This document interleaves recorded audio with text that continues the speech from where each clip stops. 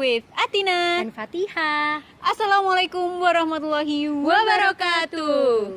Selamat datang di segmen Bincang Santuy bersama Fatina. Ya, jadi Bincang Santuy adalah segmen di mana Fatiha dan Atina sharing pengalaman satu sama lain. Ya, tujuannya sih biar kita bisa saling belajar gitu ya dari pengalaman satu sama lain. Jadi, enjoy the show. Ya, kali ini kita mau ngobrolin nih soal before after pandemic. Dimana kita itu dapat ilmunya tuh bener-bener beda banget ya selama 9 bulan. Ya udah 9 bulan dari Maret sampai sekarang ini udah Desember awal kan. Iya, kita rasanya take-nya Desember awal. Rasanya tuh baru kemarin nginjek di bulan Maret awal ya, tiba-tiba udah Desember Ya, aja. akhir tahun ini juga sekaligus jadi bahan sharing juga sih, bahan refleksi kita pribadi selama pandemi, muhasabah kita kayak selama pandemi itu ternyata kita udah ngalamin sebanyak ini loh, nggak seburuk itu juga. Maksudnya kan kalau kita lihat berita tuh kan tiap hari kematian atau tiap hari tambahnya kasus, tapi kalau kita mau refleksi diri kita sendiri atau refleksi apa yang udah kita alamin sama 9 bulan, terutamanya karena kita mahasiswa, jadi cara kita belajar itu before afternya ternyata nggak seburuk-buruk itu juga gitu. Jadi intinya kita mau sharing tentang itu. Benar-benar.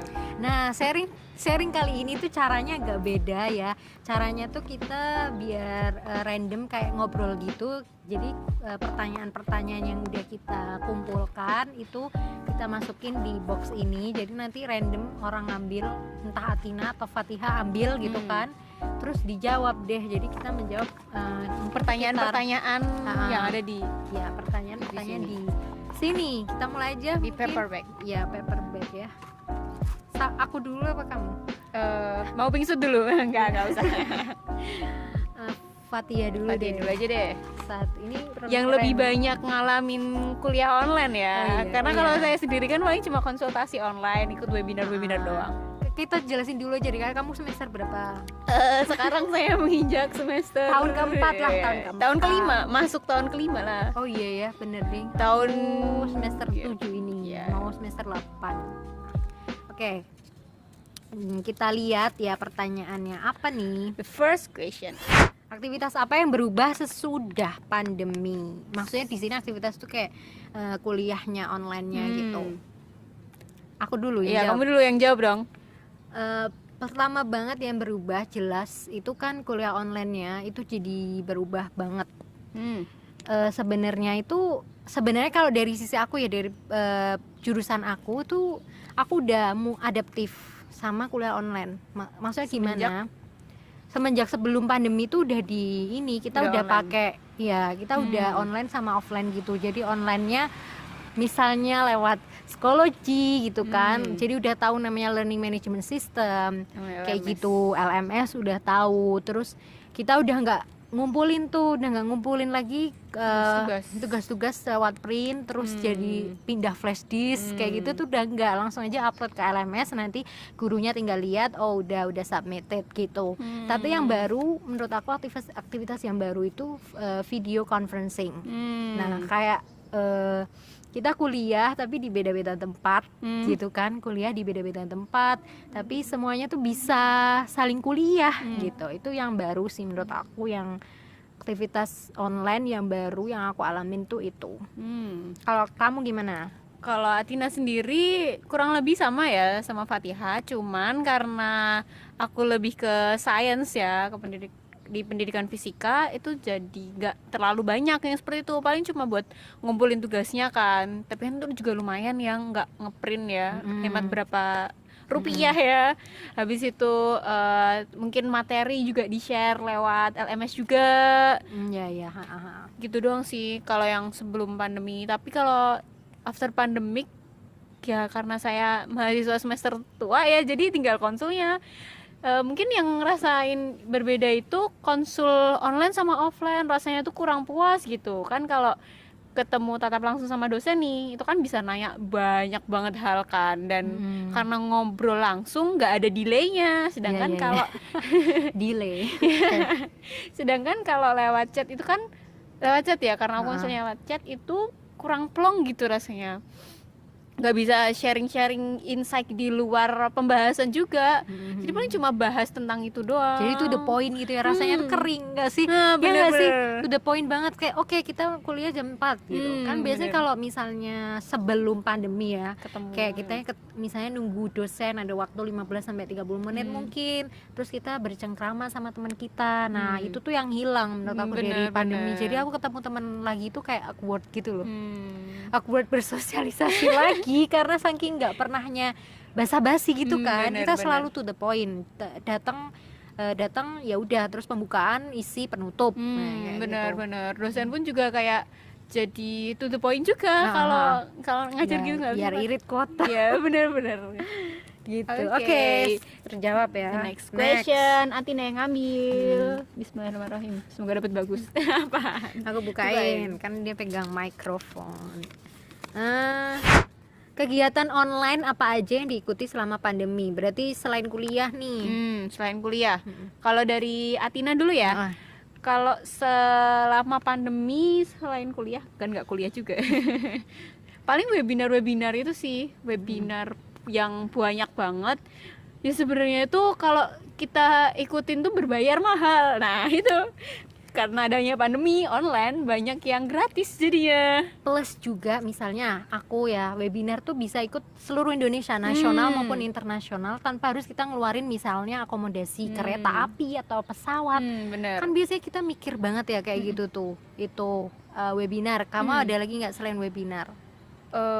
Webinar aja sih. Webinar Apa aku dah tuh webinar? ada juga ini kompetisi online. Hmm. Kayak beneran wow, Gimana itu? tidak Ceritain. terpikirkan sebelumnya. Kan biasanya tuh kalau kompetisi kan ya, kalau aku ya pribadi sebenarnya aku pingin berkompetisi itu karena pingin menjelajah Indonesia sebenarnya.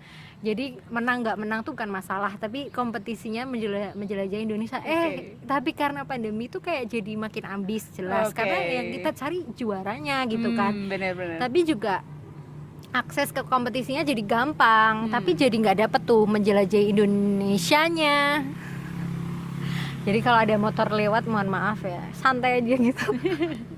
Ya jadi nggak untuk goal menjelajahi Indonesia dari kompetisi itu nggak tercapai, tapi bisa ikut kompetisi apapun semudah itu, jadi dapat pemasukan gitu kan, dapat kalau menang ya. Nah itu jadi belajar banyak juga sih, kayak komunikasi online tuh kayak bagaimana, komunikasi online dan juga kompetensi online, debat lagi kan gitu. Kalau Fatia debat ya, aku baru ingat kemarin itu sebelum pandemi aku daftar lomba karya tulis ilmiah kan sama temen aku. Nah habis itu ternyata pas presentasi itu pas sudah corona gitu, pas sudah pandemi, jadinya presentasinya tuh online, dan itu the first presentation online yang aku ikutin. Tapi lebih nggak deg-degan nggak sih? Iya. Lebih nggak nervous menurut aku, Iya. karena kita ngomongnya depan kamera, Benar, bukan depan orang gitu. Benar, dan sih. karena kompetisinya itu ibaratnya di rumah sendiri ya, di tempat sendiri, jadi lebih enak gitu. Iya, terus ada juga terakhir aku tuh selama pandemi ini dapat kesempatan untuk magang online. Magangnya pendidikan itu bukan di kantor, tapi kan di sekolah ya, ngajar. Jadi aku bersyukur juga karena pandemi ini angkatan corona gitu ya maksudnya. Angkatan magang 3 Iya, corona angkatan ya. magang 3 corona tuh jadi dapat kesempatan buat bisa ngajar online. Jadi ke depan kalau misalnya pendidikan pun ada hybrid on learning, maksudnya online sama offline. Udah adaptif gitu loh, udah adaptasi sama gimana sih seorang guru itu merencanakan pembelajaran online dan assessment online tuh bagaimana gitu. Itu aku bersyukur banget. Terus juga aku banyak terus juga terus juga KKN online. KKN itu adalah semacam community service Pengabdian masyarakatnya, itu community service itu. Jadi kita ngelakuin di rumah kita sendiri. Jadi event pandemi kita nyadarin orang-orang di sekitar rumah kita tentang pandemi itu gitu. Itu sih. Banyak ya aktivitasnya Fatia ya, kayaknya Atina lebih slow gitu. Karena mungkin semesternya Iya, ya kan, pas fokusnya. semesternya.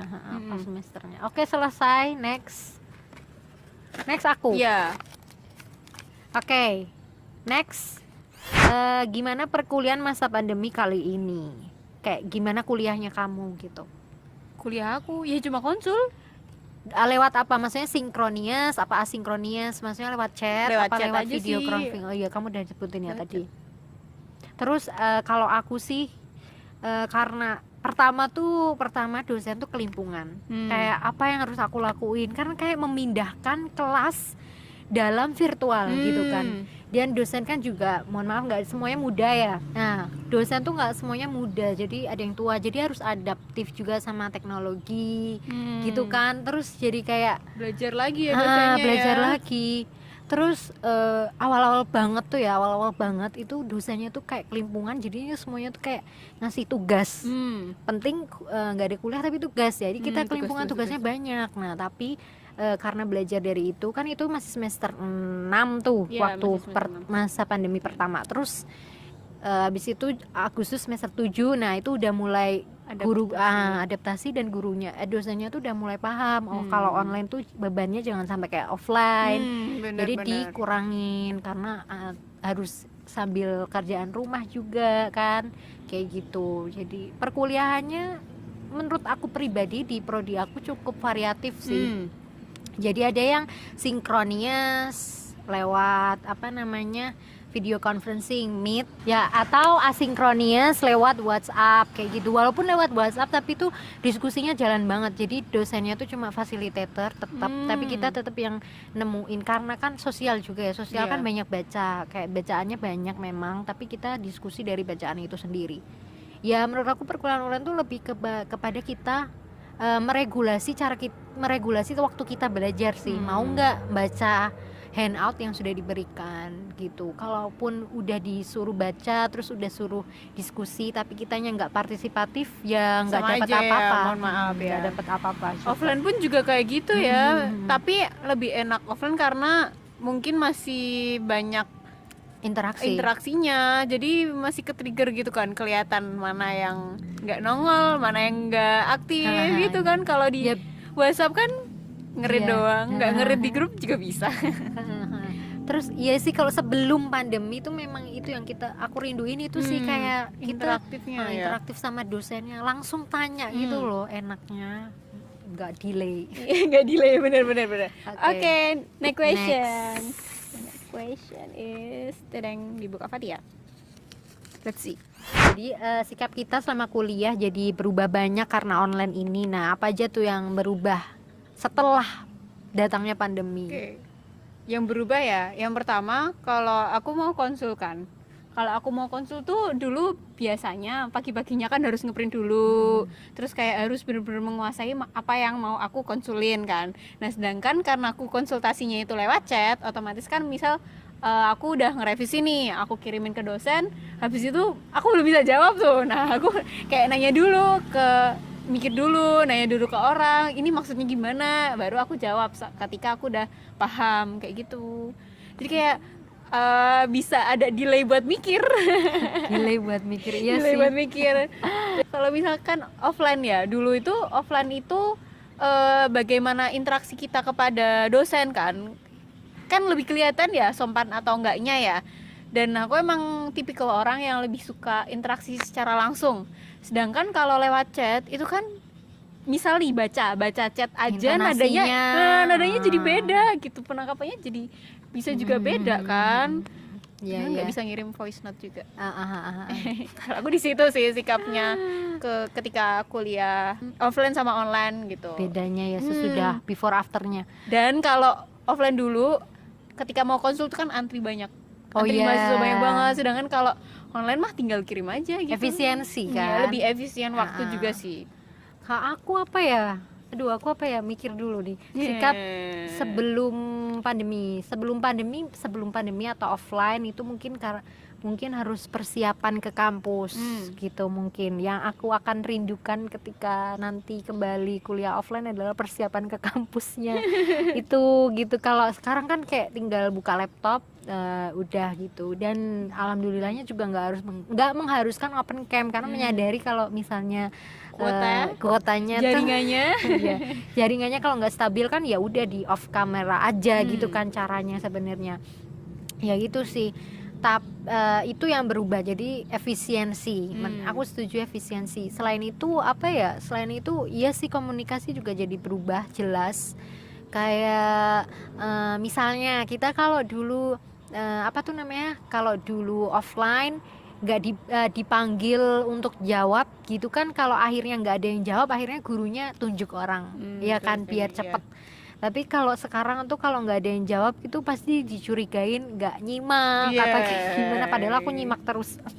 Terus tapi maksudnya kita jadi ragu gitu loh untuk jawab, karena kita nggak tahu teman-teman kita siapa yang mau jawab ya nih, siapa yang mau jawab ya, kayak ragu gitu loh mau mulai untuk menjawab gitu. Menurut aku lagi dulu kalau misal ada pertanyaan kayak gitu kan masih agak bisa bisik-bisik ke temannya kan, kalau ini kan nggak mungkin nge-PC ini mau jawab gimana kayak gitu kan, kayak kelamaan gitu.